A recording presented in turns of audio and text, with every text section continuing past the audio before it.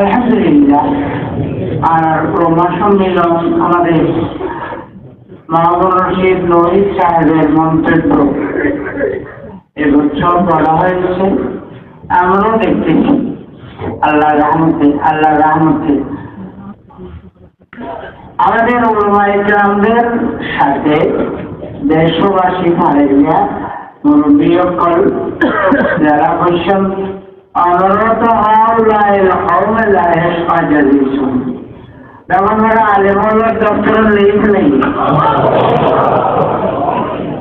হযরত কিবলা রাহমাতুল্লাহ আলাইহি তার জীবনের শেষ অবস্থায় সাউথ আফ্রিকা থেকে ওনার এক আশেকে যায় বলা আছে গোলাম হুসাইন নাম, একটু বেটে আজিমুল কদ মোটা ছিলেন। তার সাথে আরো কয়েকজন মেহমান করাচির ছিল। আমরা বাংলায় হযরত কিবলার বাংলায় বেড়া গিরে ওনার খাট কোনো ব্যাগ ছিল না।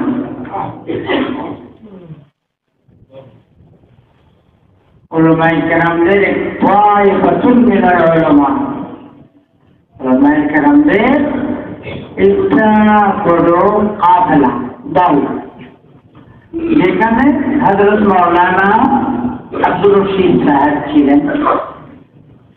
তিনি তো আগে সকলের আগে হুজুর কিবলা ছিলেন, আরো মাওলানা নুরুল হক, বদিউর রহমান সাহেব ইত্যাদি ইত্যাদি ইত্যাদি। আমাদের কমপক্ষে 9 বেশিতে আরো বেশি ছিলাম। গোলাম হোসেন উর্দু কথা বলিত, সাউথ আফ্রিকা আশিকি রসুল।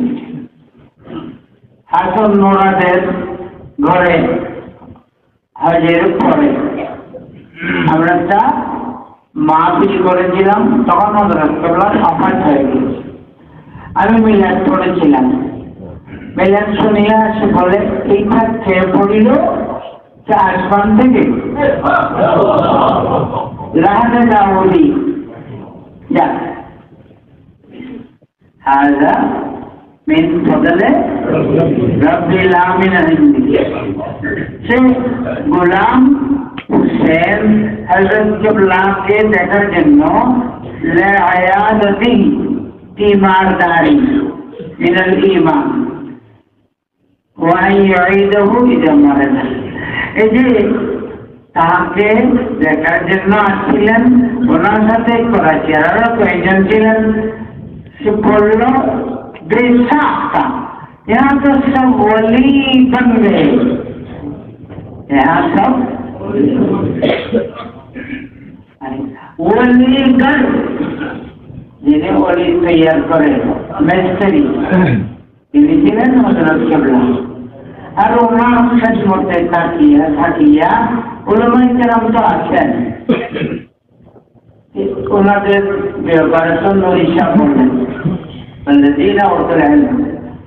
সাধারণতরে আম ভাবে প্রত্যেকের ব্যাপারে মন্তব্য হল यहाँ तो आपने सबको वली बना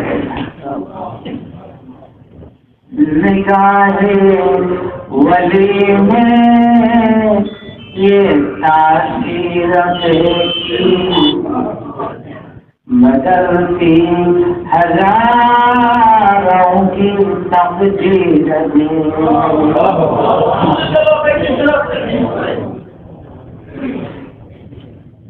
चलो तुम भी अनवर नसीब आज़माए, मदीने की चौखट पे सर को झुकाओ, मदीने की चौखट पे सर को झुकाए। सुना हूँ شاہ مدینہ کی چوکھٹ سنا ہو کہ شاہ مدینہ کی چوکھٹ زمانے کی تقدیر چمک رہی ہے، زمانے کی تقدیر چمک، اللہ تقدیر بدلائے، تقدیر بدلائے، تقدیر مبرم تقدیر مبرم না তুমি মুখরমের মধ্যে হাত দিয়া কাজ করেছে বসে পাও না অফিনা অবাই না